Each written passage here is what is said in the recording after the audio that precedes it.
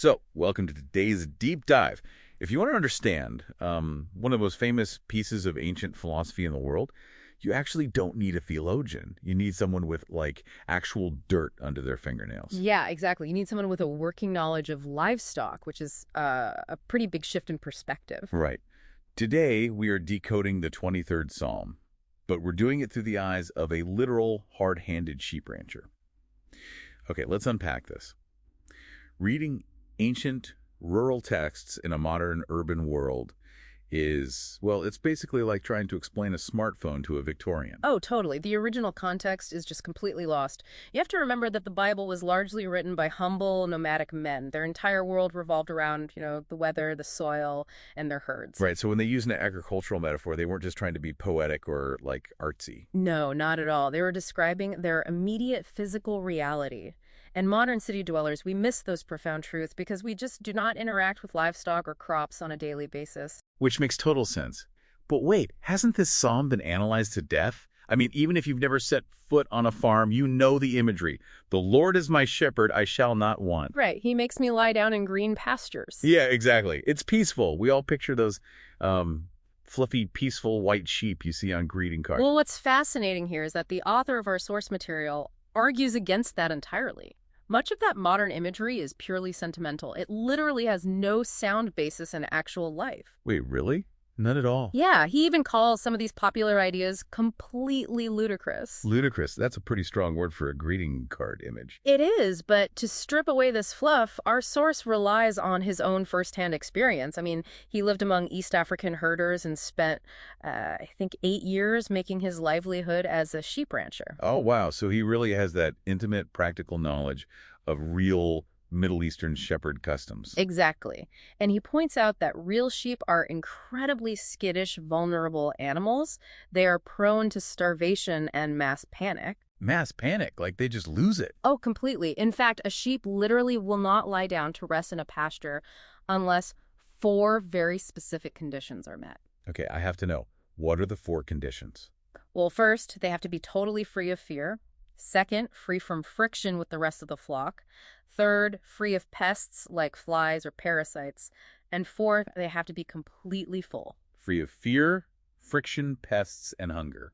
Yeah. So when the text says, he makes me lie down, it's not about a sheep just deciding to take a leisurely nap. Right, no. It's a testament to the shepherd having to, meticulously engineer an environment where a paranoid prey animal finally feels safe enough to drop its guard. Here's where it gets really interesting, because the gritty physical reality of the sheep is actually explaining these abstract spiritual concepts. Yeah, it takes an immense amount of labor and foresight from the shepherd. And if we connect this to the bigger picture, because God authored both the natural and supernatural realms, understanding the basic laws of actual sheep management reveals parallel spiritual truths. Because if you understand the exhausting mechanics of keeping a literal flock alive, the patience you need for stubborn, fearful animals, you suddenly understand the mechanics of spiritual care. Exactly. The physical laws of sheep management translate directly to those parallel truths. You literally have to grasp the physical reality to grasp the spiritual one. So what does this all mean for you listening? It means when you approach these historical texts, you need an open mind.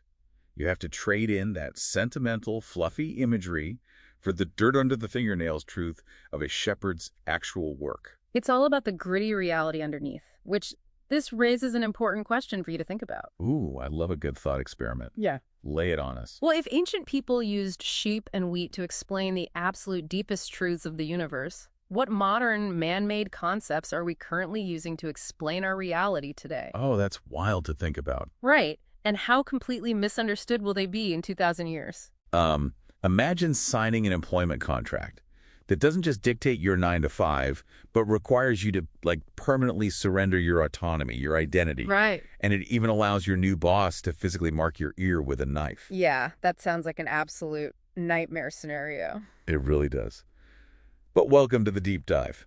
Today we're exploring a shepherd's firsthand theological reflections on Psalm 23. Our mission is to uncover what it actually means to be, totally owned by a divine manager. Which is a fascinating concept. Okay, let's unpack this. David, the shepherd king, claims the Lord is his shepherd. But why should you, the listener, actually want to surrender total control of your life to him? Like, before accepting a new manager, you check their resume, right? Exactly. You want to know who you're working for. And it's like interviewing someone who just casually lists invented the universe on their CV. The author highlights the sheer mind-bending scale of this creator. We're talking about someone who scattered 250 million times 250 million stars across space. Oh, wow. That's a lot of stars. Yeah? Yet simultaneously designed these flawless, infinitely complex microorganisms in just a simple handful of backyard soil. Well, what's fascinating here is how the text handles that. Because grasping a universe creator is, it's almost too abstract to be helpful. So the text breaks down that massive resume into a divine division of labor. Oh, like the Trinity. Right, exactly. Framing God the Father as the author, the one originating the concept. Then God the Son is the artisan, the creator who actually built the stars and microbes.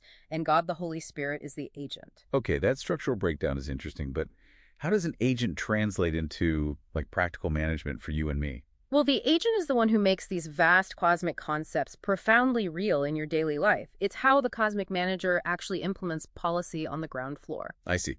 But wait, if the CEO is the artisan who built the factory, and the flock is basically the product, why does the text emphasize him paying an excruciating physical price to acquire them? I mean, he already owns the universe. So the author grounds this in a very visceral Depression-era anecdote.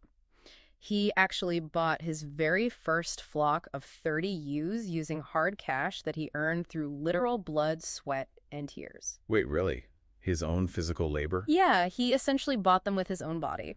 And the psychological depth there is that a manager only has a fiercely protective investment in the flock because of that excruciating personal cost.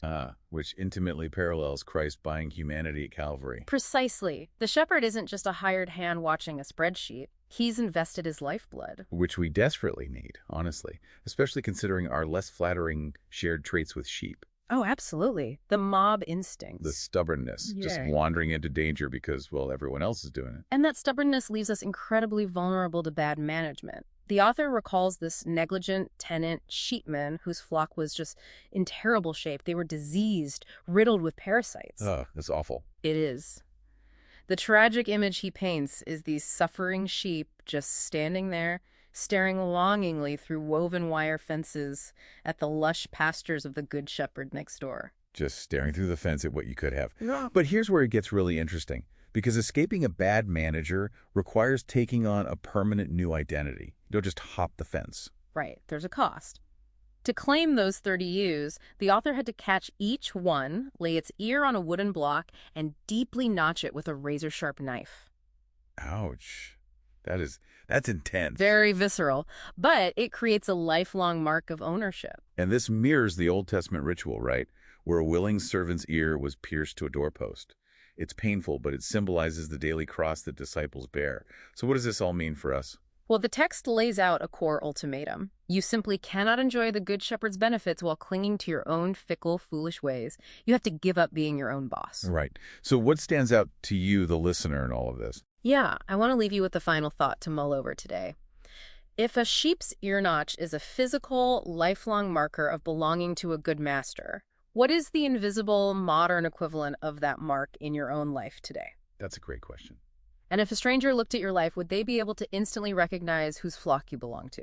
You know, usually when we try to measure how well someone is doing in life, we just look at the spreadsheets. Right. We check the bank accounts or, the job titles, the square footage of the house. Exactly. It's highly measurable. Right. But then you step onto a sheep ranch, of all places, and that entire spreadsheet just kind of goes out the window. It really does. Welcome to our deep dive into Philip Keller's classic pastoral book, A Shepherd Looks at Psalm 23. I'm your host, and today we are pulling from his text to analyze just 4 famous words. I'm the resident expert for today's deep dive, and those words are, of course, I shall not want. Yeah, and our mission today for you, the listener, is to really unpack a literal rancher's unique perspective on true contentment. It's this stark contrast between the illusion of material wealth and, well, the reality of expert care. Right, and to grasp his concept of care, we first have to sort of strip away that modern obsession with material wealth. Which is hard to do. It is. But in this specific pastoral context, the word want doesn't mean possessing an endless supply of physical goods. It means lacking no proper care. So it's not about having, like, a mansion or a yacht. No, not at all. The author argues that material prosperity does not automatically equal a blessing. I mean, he uses ancient texts to highlight this. Like, he points to a historical young ruler who had immense, staggering wealth, Oh, right. but was told he had to give it all away to find actual peace. Wow. Yeah, and he also references groups in the Book of Revelation who loudly claim to be rich and, need nothing, but they were actually completely spiritually bankrupt. Okay, wait a second, though. Let's unpack this. Because King David wrote that original line. He did, yeah. So isn't it incredibly easy for a literal king living in a palace with endless resources to just say he wants for nothing? Well, I mean, it seems that way on the surface. Yeah. But if we look at the historical reality of David's life, he wasn't always safely tucked away in a palace. That's true. He spent a lot of time on the run. Exactly. Yeah. He faced intense privation. He spent years being hunted in the brutal wilderness by a rival king, Saul. And later, he actually had to flee for his life from his own estranged son, Absalom. The author's point is that hardship is completely normal in this framework. So it's expected. Totally expected. Take a more modern figure the author mentions, like David Livingstone, the 19th century explorer. Mm-hmm. Livingstone faced extreme disease, danger, and poverty in his travels. But according to the author's perspective, Livingstone was deeply cared for despite the severe physical suffering. Okay, so if contentment isn't about the size of the bank account, and it certainly doesn't mean a life magically free of trouble, then it seems like the author is pointing us directly to who is actually running the show. Precisely. Keller contrasts two very different styles of management.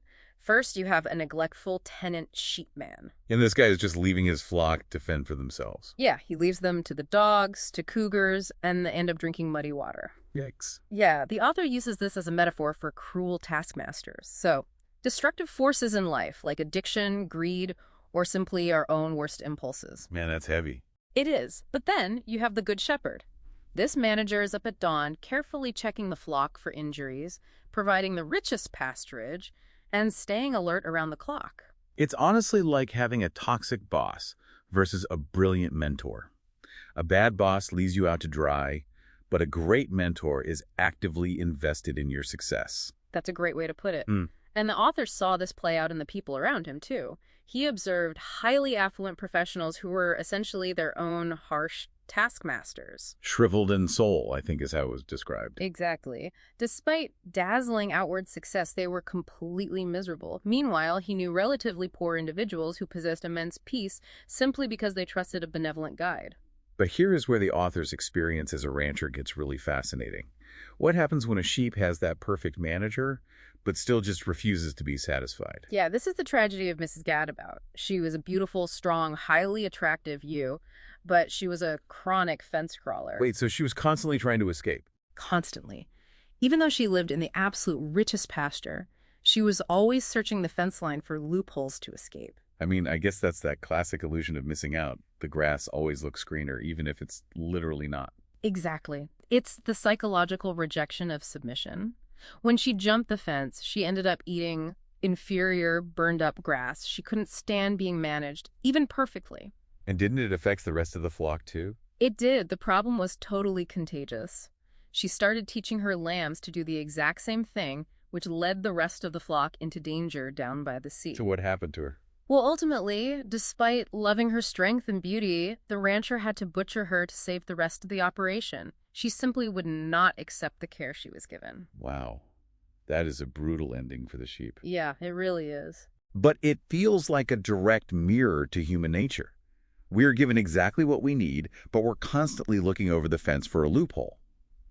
So what does this all mean for you, the listener? Is this what the author means when he warns about half-Christians who want the best of both worlds? Yes, that's his core warning. He views this as a profound issue for modern society. I mean, we live in an era of unparalleled material wealth, yet we are intensely insecure, restless, and constantly searching for autonomy. Often at our own expense. Right.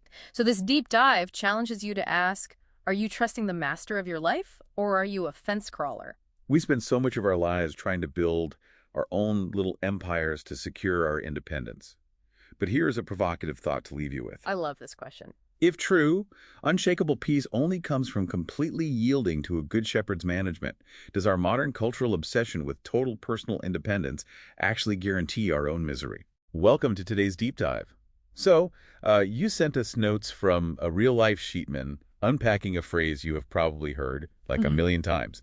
He maketh me to lie down in green pastures. Yeah, it's a super common phrase. Right. And our mission today is to figure out why making a sheep actually lie down and rest is this, well, massive battle against their own biology. Exactly.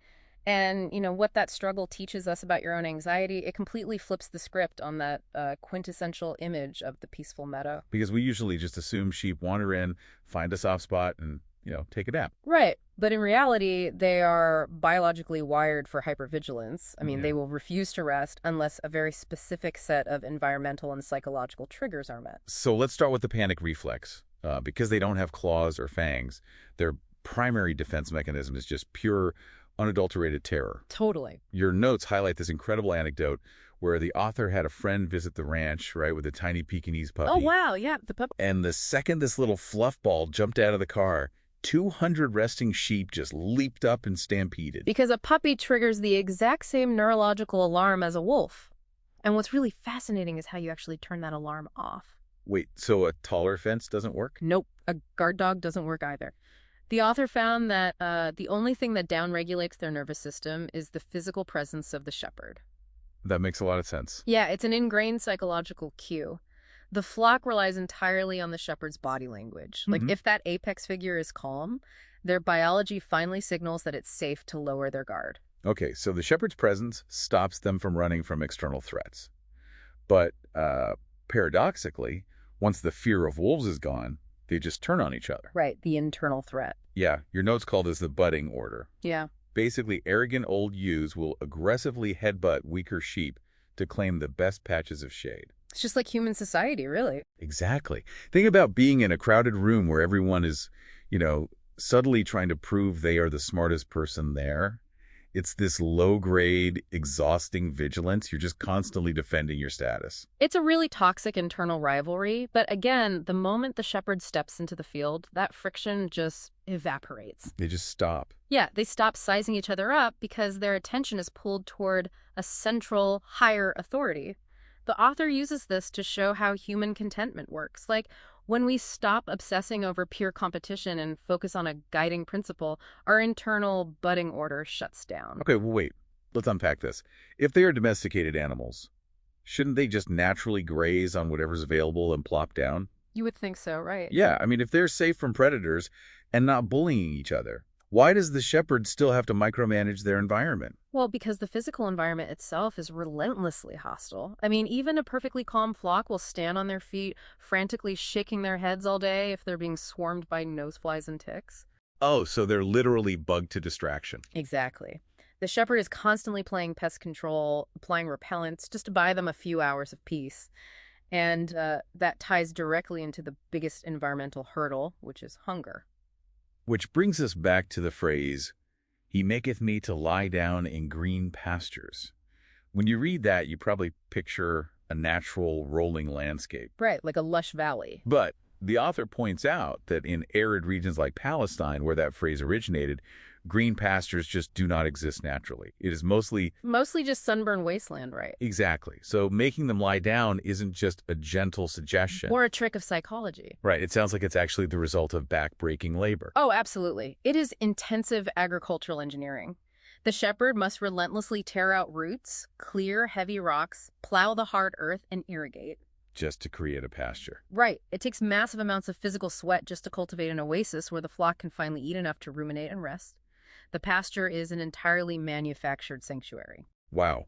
So when you look at the whole picture, true contentment, whether you are a sheep or a human, it doesn't just happen by accident. Not at all. It requires active, intentional management of your fears, your rivalries, your petty annoyances, and your hungers. And there's one last provocative thought from the source I want to leave you with today. Oh, yeah. Go for it. The author noted that the less aggressive, quote-unquote, bottom sheep were actually far more contented and restful than the arrogant ones. Wait, really? The weakest ones were the most peaceful? Yeah. So the next time you are fighting for status, ask yourself, is the exhaustion of being top sheep really worth losing your peace? Imagine being like so desperately thirsty that you'd gladly drink from a puddle just crawling with deadly parasites. Yeah, completely ignoring a crystal clear mountain stream just a few steps away. Right. Well, welcome to the deep dive. Today we're unpacking a theological essay that uses the famous still waters metaphor of Song 23. It draws some vivid and frankly jarring parallels between the gritty reality of raising sheep and our own human search for spiritual fulfillment. And just to be totally clear with you up front, our mission today isn't to preach or, endorse this specific theology. Yay. We're simply here to impartially extract the author's incredibly vivid framework. Because whether you share these religious beliefs or not, the analogies he uses offer a fascinating lens for looking at human motivation. Okay, let's unpack this, starting with the literal sheep. So a sheep's body is roughly 70% water. Which is a lot. Yeah, meaning their entire vitality hinges on hydration. But if they lack a guide, that thirst makes them restless and, well, reckless. They'll drop their heads into whatever polluted pothole they find. Just gulping down water infested with deadly internal parasites. Yeah. Right? Like nematodes and liver flukes. Exactly. It's gross. It really is.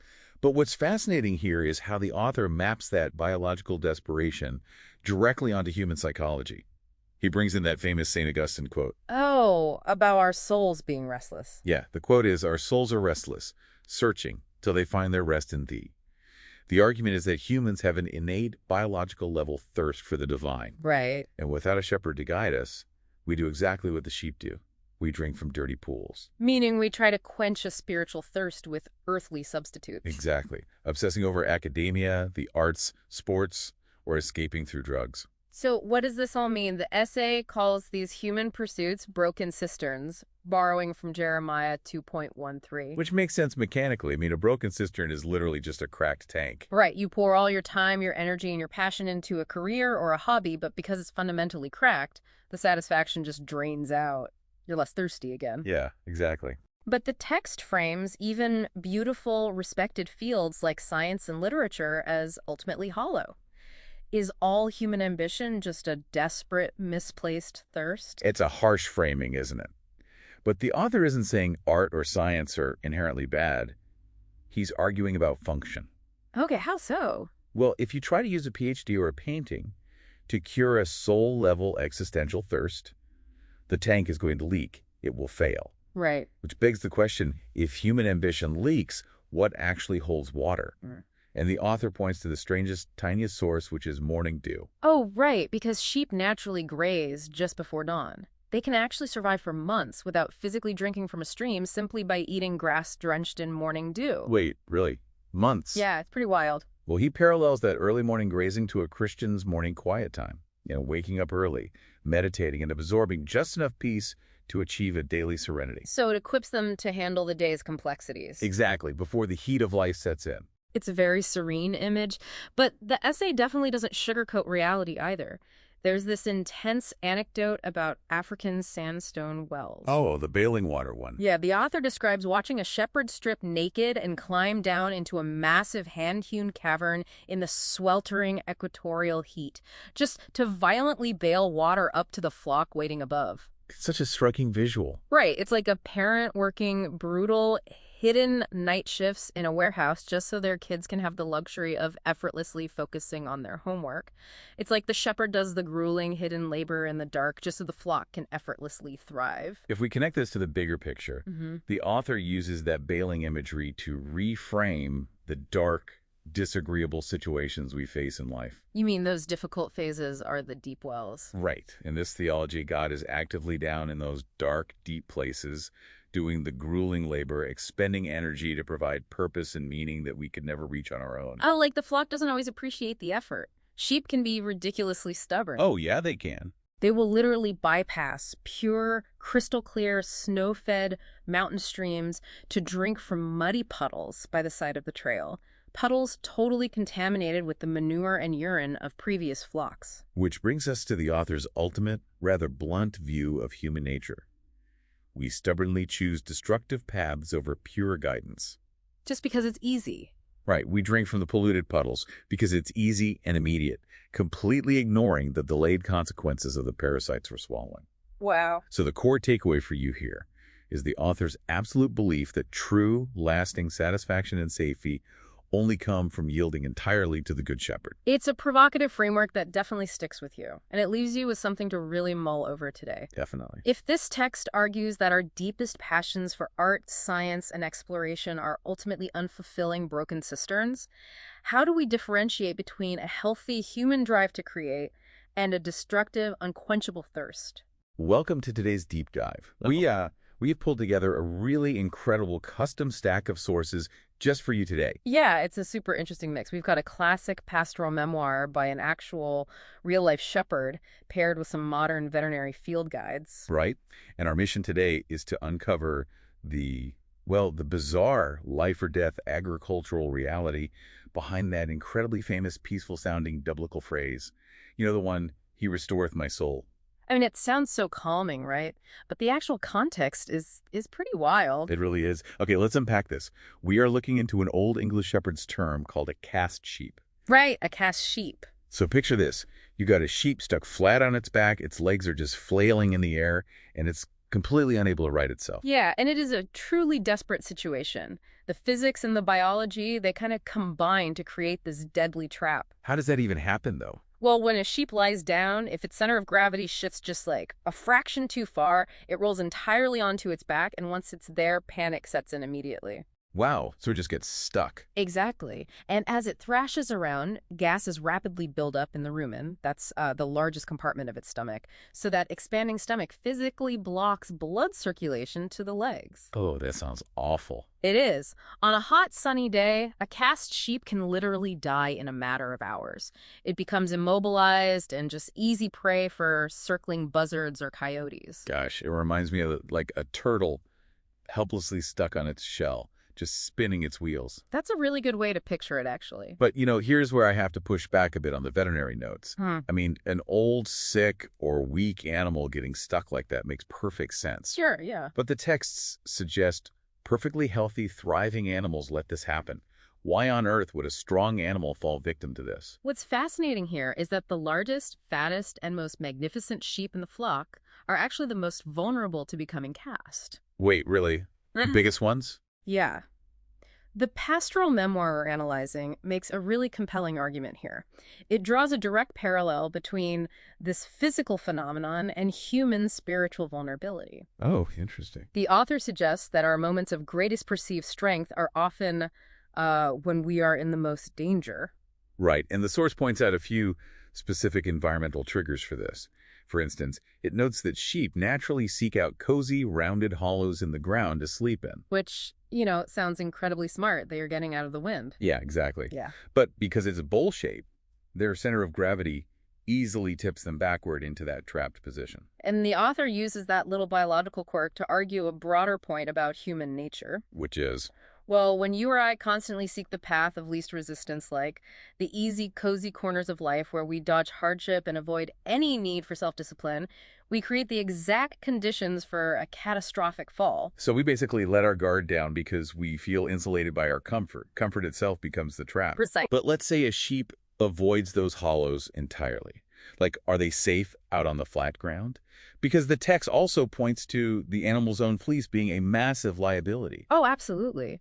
If a sheep's fleece gets heavily matted with mud, manure, and burrs, it literally becomes a physical anchor. Just weighing them down. Right. The sheer weight of that debris pulls the animal backward until the shepherd intervenes and shears it. The memoir frames this heavy wool as a metaphor for the old self-life.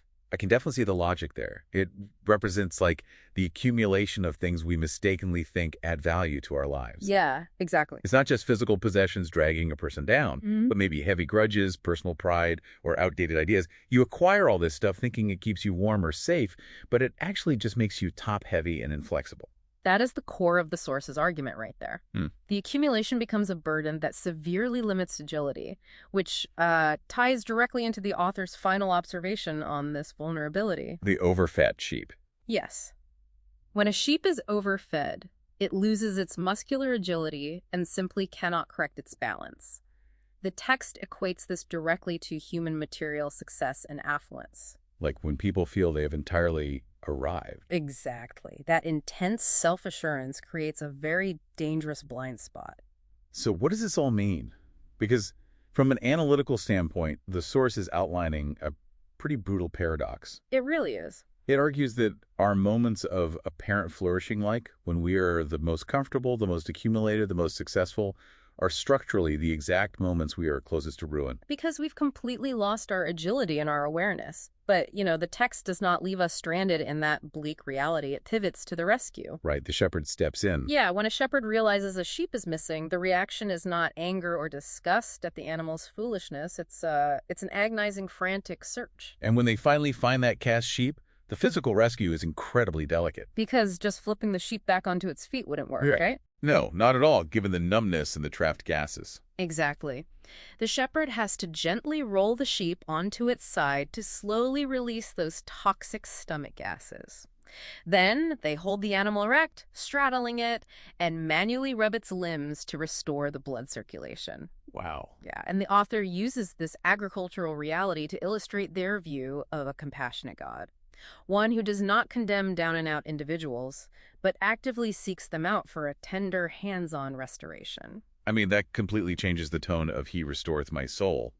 It is not about a quiet nap in a meadow. No, it's an emergency resuscitation. It really is. Yeah. And it leaves you with a really challenging thought to chew on today. If this source material's argument holds true, and our moments of maximum comfort and material success are actually when we are most vulnerable to being helplessly cast on our backs, legs flailing in the air. Wait, you mean? How might you need to completely redefine what true security looks like in your own life?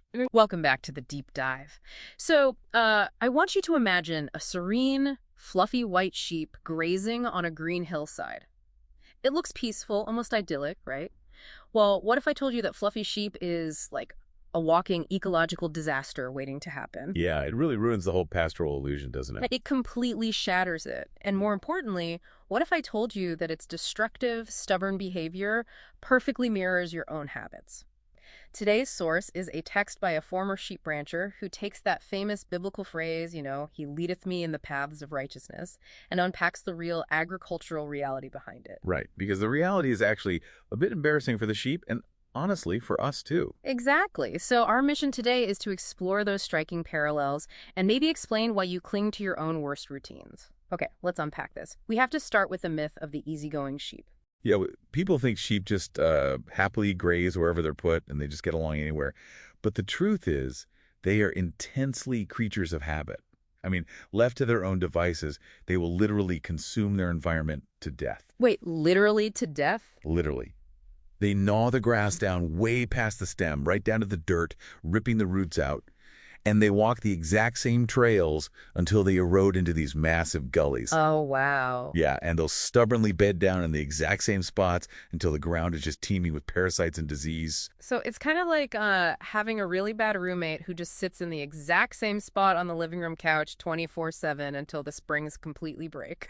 That is a hilarious analogy, but yeah, it's spot on. The familiarity is what traps them. Because of this inherent destructiveness, sheep just cannot survive if you leave them alone. Right, they just destroy their own living space out of habit. Exactly. So they absolutely require a really meticulous management strategy to save them from their own ruinous comfort zones. So how does a shepherd actually do that? I mean, you can't exactly reason with a sheep to leave its toxic comfort zone. No, you definitely can't. You have to keep them on the move. The ultimate safeguard is this constant, predetermined rotation to fresh fields. The author actually shares this wild anecdote about buying his first sheep ranch as a young man. Oh, yeah, the derelict one, right. Right. The previous absentee owner had essentially sheeped it to death by just letting the flock do whatever they wanted. It was total desolation. Rampant erosion, sickly animals, and ground choked with these tough, nutrient-dead weeds known as poverty grass. So the only fix is moving them onto new ground. But wait, if they dig into their ruts so deeply and love their toxic comfort zones, do they actually fight the shepherd when it's time to move? You would think they would, right? Right. If that familiarity is their safety blanket, you'd assume dragging them away would be a nightmare. But here's the great paradox. When the shepherd actually opens the gate to a fresh pasture, the sheep don't fight it at all. Really? They don't resist? Not at all. They are actually filled with excitement. Even the stiff older ewes will literally kick up their heels and leap with delight. Oh, that's amazing. Yeah, they actually love being led to new ground once the path is open for them. And this precise protective rotation to save the sheep from their ruts, that is exactly what the author equates to being led in paths of righteousness. Here's where it gets really interesting. The author points out that we as humans are exactly like these stubborn sheep. I mean, we deliberately cling to destructive habits and personal pride, even when we can plainly see the damage it's causing. We really do. The behavioral parallels are undeniable. And the author synthesizes this into what he calls 7 fresh attitudes required to follow the Good Shepherd onto new ground. Like a fundamental shift in how we operate. Exactly. For example, you have to step down from being the top ram, the boss of the flock, and willingly become what he calls a tail ender.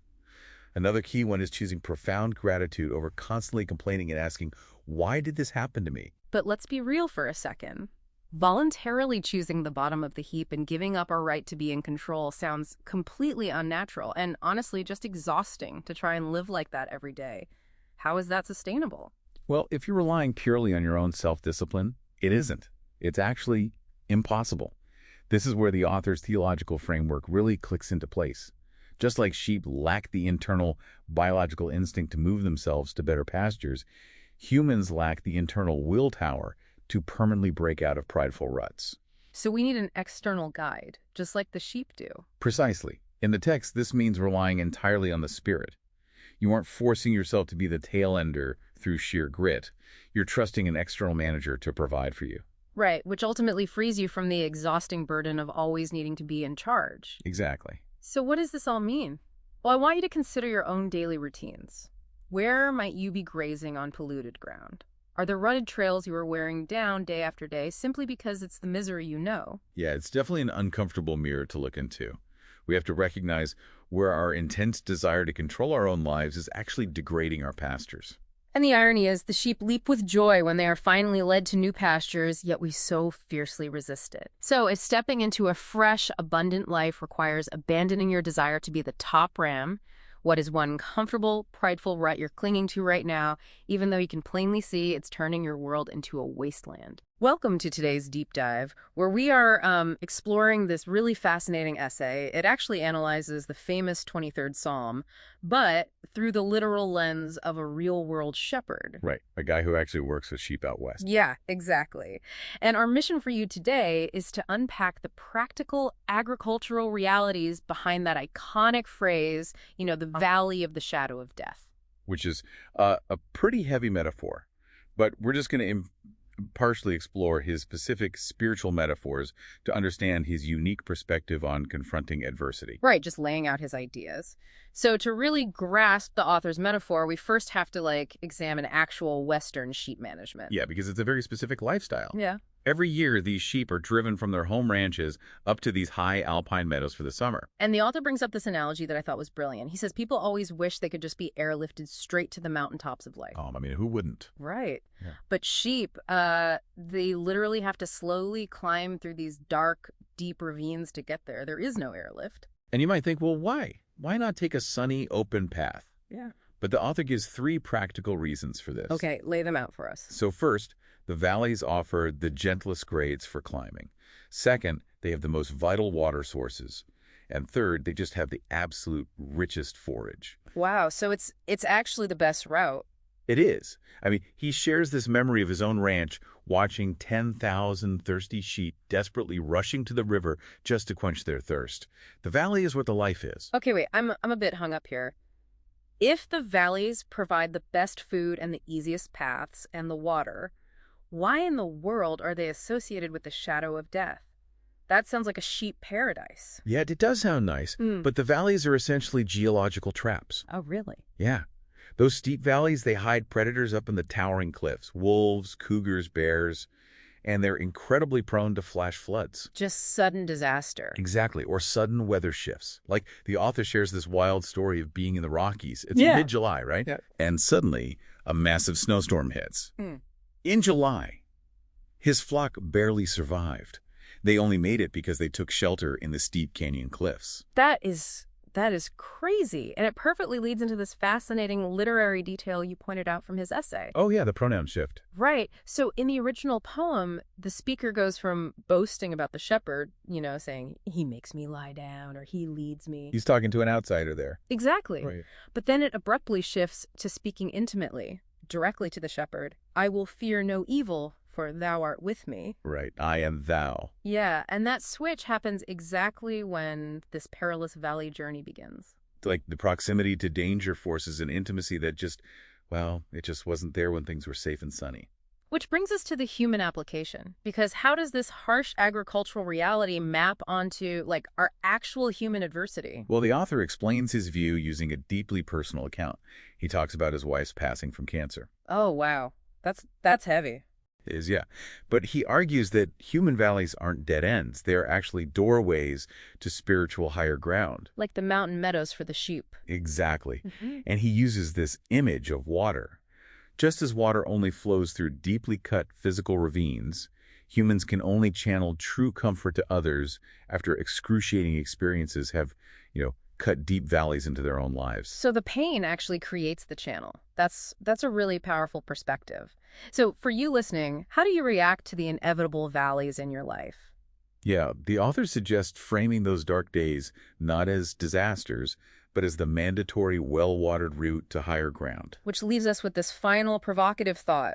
If the most treacherous valleys contain the richest nourishment, and they're the only true path to the summit, right, what essential growth might we completely forfeit if we somehow found a way to successfully bypass all our hardships? If you think ancient shepherds just sat on hillsides playing wooden flutes all day, you're really missing the part where they were like ancient gunslingers. Welcome to today's deep dive. Thanks. And just to set the stage for you listening, today we're looking at a theological text that completely flips that peaceful shepherd image on its head. Right. And we should be really clear right up front. We aren't here to preach or, endorse the theology itself. Right. No, we're just impartially reporting on the author's ideas. We're looking at how this text analyzes a 3,000-year-old poem. Specifically, that really famous line from Psalm 23, thy rod and thy staff, they comfort me. Yeah, so it gives us this fascinating look into how practical and honestly sometimes brutal tools became these massive ancient symbols. So let's start with the rod, because the way the author describes making one sounds intense. Oh, very. Mm-hmm. A shepherd boy wouldn't just pick up a random stick off the ground. He would actually uproot a young sapling. Wait, a whole tree? Well, a small one, yeah. And then he'd carve the base into this hard, rounded club, and they would custom shape the handle to perfectly fit his specific grip. That's wild. So it was basically an extension of his right arm. Exactly. They spent hours practicing throwing it, like with lethal speed and accuracy. So since they were practicing throwing these clubs with lethal speed, it really wasn't a walking stick. The author actually compares it to a cowboy's six-shooter, right? Yeah, which is such a surprising fact. The author points out that even our modern slang, like a mobster packing a rod, actually shares that exact same connotation of defense and, absolute authority. Right. The shepherd's rod was brutally practical. You'd use it to beat the brush for coiled cobras or fend off lions and even discipline the flock. Yeah, if a sheep was wandering dangerously close to a cliff, it would get that club whistling through the air at it to shock it back into the herd. Okay, but if the rod is essentially this weapon for beating back lions and hitting animals, how does a theologian turn that into a comforting spiritual metaphor? It sounds terrifying, not comforting.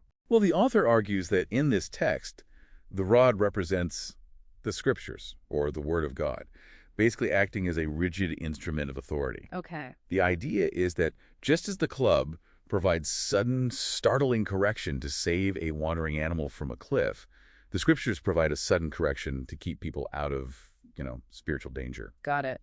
But it goes beyond just hitting things, though, because sheep have incredibly thick wool, right? You can't easily see a skin disease or a hidden defect. Right, the wool covers everything. So the shepherd uses the rod to actually part the fleece and examine the skin. Yeah. And this blew my mind. He literally prevents anyone from pulling the wool over his eyes. That's where that idiom comes from. Yeah, it's fascinating. And metaphorically, the author connects that specific action to God piercing through human self-pride, getting past our carefully constructed outward appearances to address the actual hidden problems underneath. That makes total sense for discipline and diagnosis. But, you can't use a heavy club for a delicate rescue. If a sheep is stuck, beating it with a rod isn't going to help at all. No, definitely not. Which is exactly why they didn't just carry a rod. They had to carry a second, completely different tool to provide the actual care that a club just couldn't do. The staff. Right, the staff. Which is the slender stick with the crook on the end that we always see in all the typical pictures, right? Exactly. Mm. And uniquely, the staff is designed exclusively for sheep. You wouldn't use it on cattle or horses. Yeah. It is strictly an instrument of compassion. It's just such a counterintuitive contrast. You have this rugged guy who, just beat a cobra to death using a curved stick to carefully lift a newborn lamb and hand it back to its mother. Right, and they do that so they don't get human scent on the baby. Oh, because that would cause the mother to reject it, right? Yeah, exactly. Yeah. It's a very intimate level of care. So if the rod represents the rigid authority of the scriptures, the author argues the staff represents the Spirit of God, acting as a comforter. Oh, okay, I see. Yeah. So a shepherd uses the staff to apply gentle, guiding pressure against a sheep's side, or uses the crook to carefully hook a stubborn ewe out of wild rose brambles. Because sheep are famously good at getting stuck in traps of their own making. They really are. And the metaphor holds up well there. The author's idea is that the Spirit provides an intimate, gentle rescue from our own self-made traps, guiding us with a gentle touch rather than the blunt force of the rod. So the author is basically saying you can't have true comfort without both sides of the coin, right? Like the rigid boundary to protect you and the gentle hook to rescue you. Yeah. You really need the duality of care, the strict defense and the gentle rescue. Which, stepping outside the religious context for a second, really makes you wonder about human psychology. Like, do we all inherently crave that same external balance to navigate our own chaotic lives? That's a great question. Right. Like, do you secretly want both the strict protective boundaries that keep you from going over the edge and the gentle rescuing guidance when you inevitably end up stuck in the brambles? It is definitely something to think about the next time you picture that peaceful guy on the hillside. Welcome to today's deep dive, tailored specifically for you. Today we are looking at this really fascinating stack of sources, including a first-hand memoir from a literal sheep rancher, plus some deep theological texts. We're trying to uncover the gritty reality behind Psalm 23. Right, the super famous poetry. Yeah, exactly. Because, when most of us hear, "The Lord is my shepherd," we just picture these fluffy white clouds, a manicured green lawn. Maybe a guy in a robe peacefully leaning on a wooden staff. Yeah. It feels really safe, like a petting zoo or something. It does, but, well, the source material just strips all that greeting card imagery completely away. I mean, we're looking specifically at the phrase, "Thou preparest a table before me." Okay, right. And that turns out to be less about, like, a nice dinner party and way more about brutal, high-altitude mountain survival. Wait, I'm confused right out of the gate here. Why would a sheep care about a table anyway?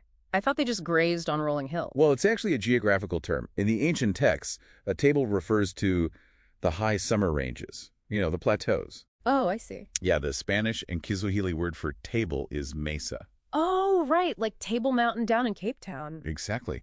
But getting a flock up to those mesas safely is, well, it's a massive logistical nightmare. The shepherd has to make these grueling preliminary survey trips before the snow even melts. So they're scouting ahead. More than scouting, really. They are actively clearing fatal traps. Like, they distribute salt, but crucially, they hunt for toxic weeds. Oh, wow. Yeah, specifically white camas. Because sheep are pretty indiscriminate eaters. They just can't always tell the difference between nutritious grass and fatal weeds. Which is terrifying. It is. And if a lamb nibbles white camas, it becomes paralyzed. Like, it literally stiffens up like a block of wood. Gosh. And since you can't exactly go up there and spray toxic chemicals all over the grass the sheep are about to eat, is the shepherd just forced to pull it all by hand? Precisely. The author of the memoir actually describes spending days just on his hands and knees. That sounds awful. Yeah, agonizingly plucking white camas out of the dirt, one by one. He said it was so tedious he had to invent these wild animated stories about bears just to keep his kids entertained while they helped him do it. Wow. It's almost like a bomb technician, right? Yeah. Like sweeping a room for hidden explosives before a VIP is allowed anywhere near the building. That is a really great analogy. And well, that bomb squad work is just for the botanical threats. Here's more. Oh, yeah. Once those are cleared, the biological threats take over. Predators are just waiting up on the rimrock, watching the flock's every move. Yeah, the way the author describes the aftermath and the sources is just brutal. He talks about overnight carnage in his flock, Hmm. like ewes with drained blood, torn fleeces, and broken bones from stampedes. But the detail that actually shocked me most was that despite all that damage, he never actually saw the cougars responsible. Never saw them. And that invisible nature of the predator is exactly why this author uses them to explain the concept of spiritual evil. How interesting. Yeah, the text draws a direct parallel between those unseen cougars and Satan. The whole idea is that wandering, isolated sheep get picked off silently in the dark. Because the predator relies entirely on that isolation. Exactly. So if humans are the sheep in this metaphor, are we just as helpless when we isolate ourselves? I mean, it really makes me wonder if the true danger is the unseen predator on the ridge or just our own stubborn instinct to wander away from the protective center. Well, the author definitely argues it's the wandering. When facing deep difficulty alone, humans, much like panicked lambs, they often get stricken dumb with fear. Like they can't even cry out for help. Right, exactly. Unable to make a sound. So to counter that, the shepherd has to provide a frankly exhausting amount of relentless protection. I mean, the sources detail them physically digging debris out of springs, right? Yeah, and repairing earth dams just so the sheep have safe water to drink. Which brings a whole new weight to the theological side of the text. It really does. Just as the literal shepherd clears the debris and faces the predators, the spiritual parallel is that Christ endured immense human suffering just to prepare the way. Wow, yeah. The Lord's table, or communion, commemorates this exact self-sacrifice. It represents laying aside divine splendor and facing utter ridicule, basically to save humanity from its own suicidal, sheep-like instincts. It really highlights a striking paradox in human nature, doesn't it? I mean, Well, we all crave that serene mountaintop experience. We want the breathtaking view, the lush grass. oh, absolutely. But we completely ignore the grueling agony it costs the guide to actually secure that plateau for us. Right. It forces you to completely reframe the whole metaphor.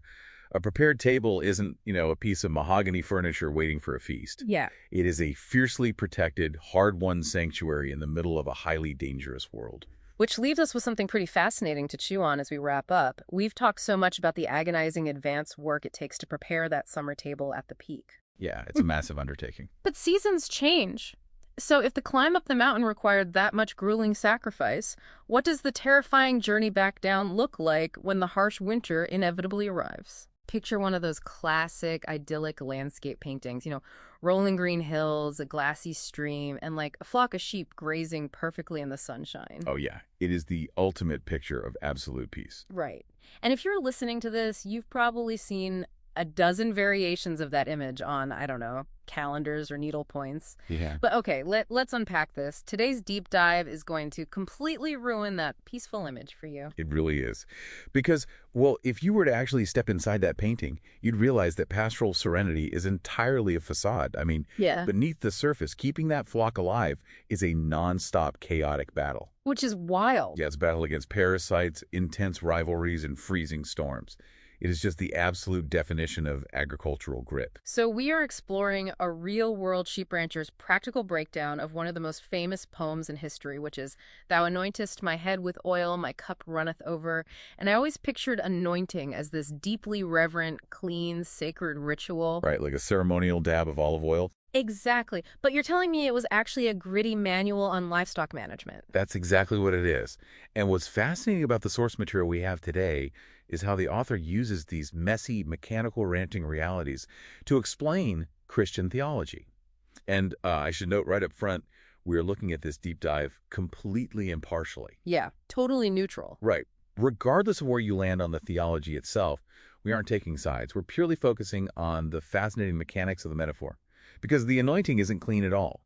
It is a heavy-duty, homemade concoction of linseed oil, sulfur, and tar. I mean, wait, sulfur and tar, that sounds way more like roofing material than a sacred blessing. Why on earth would you smear that all over a sheep's face? Because summertime is fly time. And we're talking about your annoying little houseflies here. Oh, boy. Yeah, noseflies try to deposit eggs on the damp mucous membranes of a sheep's nose. The larvae actually burrows into the nasal passages. It causes such intense inflammation that a sheep will literally beat its head against trees and rocks in a blind panic just to find relief. That is horrific. Sure. Just wow. And the sources say summer also brings scab, right? Which is this microscopic, highly contagious parasite. Yeah, it's awful. And the tragic irony there is that scab spreads because sheep love to affectionately rub their heads together. Exactly. So the anointing is basically the shepherd's medical intervention. The thick linseed oil physically smothers the microscopic scab parasites, while the pungent sulfur and tar act as an intense repellent to keep those nose flies away. So it acts as an absolute barrier. It does, and the author draws a direct parallel here to the human mind. He likens this anointing to God's Spirit protecting a person's thoughts from, the petty annoyances and toxic ideas that spread when minds meet in society. Like through mass media and stuff. Right, exactly. So the shepherd's oil is essentially spiritual bug spray, or maybe, I don't know, a pair of noise-canceling headphones just blocking out the daily aggravations that drive us crazy. I like that analogy. But, oil and tar only work when the threat is an external pest. As the seasons shift from summer to autumn, the threats move from external parasites to internal friction within the flock itself. Because autumn brings the mating season, Right. the rams start fighting for the ewes, and it turns into a literal boxing match. You've got these massive, heavy-horned rams crashing their heads together at top speed. I mean, they can maim or even kill each other. Which means the shepherd has to intervene again to protect them from themselves. But this time, he smears a thick layer of axle grease all over the rams' heads. Wait, actual axle grease? Like the black sludge you'd use on a tractor? Yeah, thick industrial-grade grease. Yeah. So when the angry rams charge and try to collide, they just hilariously glance off each other. They just slip. Yeah, they look so confused and frustrated, but because they can't get any traction, they slide apart entirely unhurt. That is amazing. And the author links this to bickering and rivalries among believers, right? The idea is that the Spirit acts as a lubricant to dissipate tension so that people don't leave lasting emotional bruises on each other. Notice how the metaphor evolves there. The oil goes from being a medical cure for parasites in the summer to a mechanical buffer against friction in the autumn. Which is brilliant. Buffers work great for fighting sheep, but what does the shepherd do when the threat is the environment itself? Because that changes the dynamic completely. And that brings us to winter and the second half of that famous phrase, "my cup runneth over." Right. If you're listening to this, you've probably heard that phrase and assumed it meant having a big house, lots of money, or, a life of luxury. But the rancher's reality is totally different. Completely different. Because winter brings deadly blizzards. Yeah. When a sheep is freezing to death in the snow, the rancher pulls out a literal cup. It's a mixture of brandy and water, or, in ancient times it was wine. And he pours it down the chilled sheep's throat. The alcohol acts as a vasodilator. It instantly warms the sheep's core and revives it. But how does giving a freezing sheep brandy mechanically equal the author's theological concept of shared suffering? Well, because the shepherd is out in that same deadly blizzard. He is risking his own life, enduring the freezing cold, to pour out his own limited resources to keep the sheep alive. Oh, I see. Yeah, the overflowing cup isn't about luxury at all. It's about the master willingly sharing in the suffering of the storm to impart his own vitality into the flock. Which really makes you wonder, if realizing your cup runneth over involves surviving a literal blizzard, does that fundamentally change your definition of a blessed life? It forces you to completely reframe it. This text takes a serene poem and transforms it into a chaotic but deeply cared for year of surviving pests, fights, and storms. Yeah. It's definitely something to think about the next time you look at one of those tranquil pastoral paintings. The piece isn't an accident. It's managed. It takes a lot of work. So as we wrap up today's deep dive, think about that axle grease. If this metaphorical oil acts as medicine, bug spray, and a social buffer, well, what current friction in your own life might just need a little axle grease rather than a head-on collision? When your little world falls apart, maybe, you lose a job or you watch a loved one's health fail, do you immediately panic and think you can manage things better on your own? It's a pretty common reaction, honestly. Right. Well, welcome to this deep dive. Today we're exploring a really fascinating essay by a working sheep rancher. He takes that famous biblical phrase, "Surely goodness and mercy shall follow me," and breaks it down entirely through the dirt under the fingernails reality of agricultural management. And just to set the stage right away, we're looking at this impartially. Yeah, exactly. Like, we want to make it super clear to you that we're not endorsing these religious viewpoints. Yeah. We're just, simply conveying the author's unique ideas about divine care. Right, because our mission today is really to unpack how the literal management of livestock unlocks these profound philosophical metaphors. Metaphors about human behavior, the illusion of control, and ultimately the legacy you leave behind. Yeah, the illusion of control is a big one. Because the author starts with this really bold claim. He says that claiming goodness and mercy is actually a boast, like a boast of implicit confidence in a highly skilled manager. I have to admit, calling it a boast rubs me the wrong way. It sounds almost, I don't know, arrogant. Well, sure, but he justifies it through hindsight because, I mean, it's really easy to praise management when life flourishes, right? When the pasture is green. Right, everyone's happy when things are easy. Exactly. But looking back, the rancher realized that those seemingly black days and blind alleys were actually compassionate management executed with infinite wisdom. Oh, wow. So like what the sheep thought was a bad thing was actually helping them? Yeah, like being forced out of a comfortable valley. To the sheep, that feels like a calamity. But the manager knew there was a hidden predator or stagnant water that could give them a fatal parasite. Okay, so the sheep just lacks the aerial view. I mean, it totally reminds me of a rebellious teenager. Oh, that's a good comparison. Yeah, like they get grounded, and their first instinct is to just bolt. They foolishly think they can survive better out on the streets than at home under a parent's protective care. Right. They think they know better. We have that same, like, perverse human tendency to bolt during hard times. Yeah, we do. But because this top-down care from the manager is so profound, it raises a really interesting question. Is this goodness meant to just, stagnate with the individual? Which leads directly into the author's concept of golden hooves. Right. Right? Yes. I had never heard this term before. It's fascinating. So, unmanaged sheep will absolutely ravage the land. Just destroy the path. Yeah, eat it down to the dirt. But well-managed sheep actually restore it. Their well-balanced manure fertilizes the high ground because they naturally sleep up there. And they do something else. They eat noxious weeds. Wait, really? Like what kind of weeds? Like the Canada thistle. They actually like it. So by managing them properly, a rancher can turn derelict ranches into beautiful parklands. Wow. That completely shifts the metaphor. I mean, if we are the sheep, are we actively eating the thistles in our communities? Are we doing the hard work? Exactly.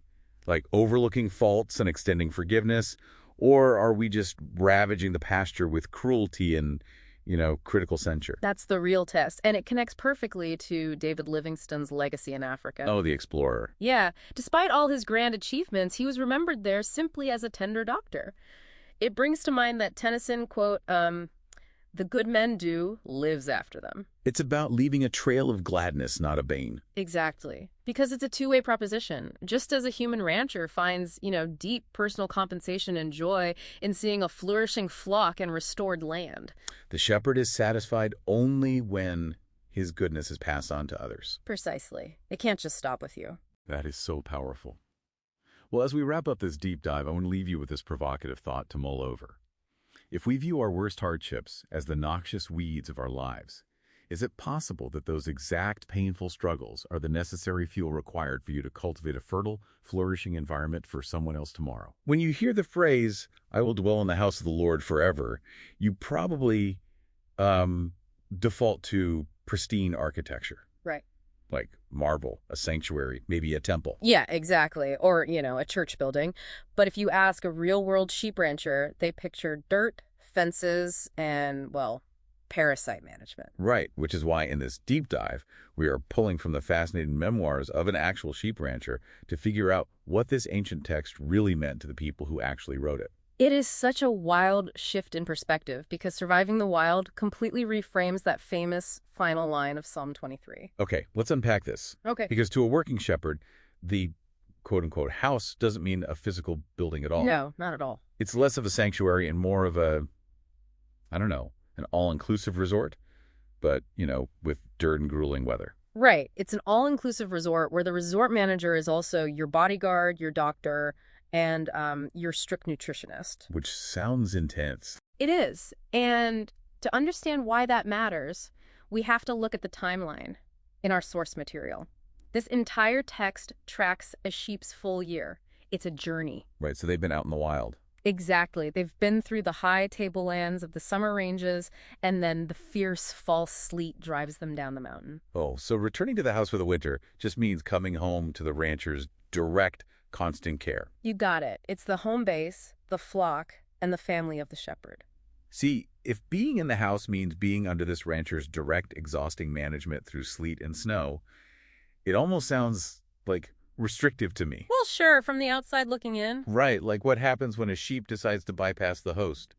Wouldn't an animal be better off just finding its own green grass outside the fence without all that strict supervision? What's fascinating here is a specific story our rancher author shares about that exact scenario. Oh, really? Did someone jump the fence? Well, he had a neighbor who was, frankly, a completely heartless owner. This neighbor's flock was starving, parasite-ridden, just, completely miserable. Ugh, that is awful. Yeah, and during extreme Christmas low tides, the ocean water would retreat just enough that the neighbor's sheep could actually bypass the water fence. Okay, so they made a run for it. They did. They sneaked around the tidal flats into the author's land and absolutely gorged themselves on his lush, green pasture. Wait, so if they finally bypassed their bad owner, got to the good grass on their own?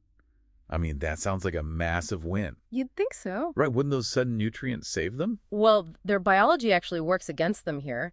A starving sheep's rumen, their first stomach, lacks the specific bacteria needed to break down rich, wet grass. Oh, no. Because they gorged on it without being conditioned, the grass fermented way too rapidly. Wait, so what does that do to them? It created lethal bloat and toxic shock.